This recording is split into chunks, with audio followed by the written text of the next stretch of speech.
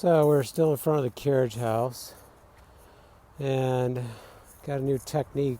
It was just so big I could not lift it even after prying it up and getting it up in the air on one end.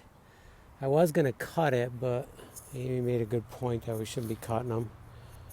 So I ended up prying it up more.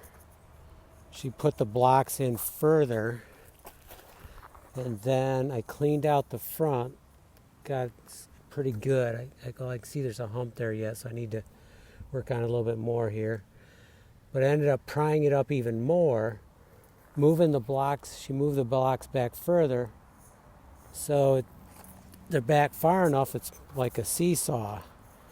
So as you can see, if I can lift the whole thing up. So I was able to clean out the other side. Just braced it up there with that little board, piece of wood.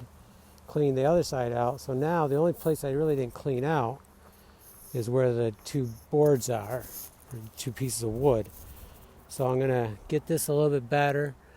Then I'll pry it up, have her move them again into an area where it is clean. And then set it down. I'll throw some crushed stone underneath, set it down. And then it's going to be a matter of moving it around, prying it up, throwing more crushed stone until we get it in position where we like it and the right amount of crushed stone underneath. And then I'll be able to pry this one up, get this one set down, and then do the other two in between. So that's the plan.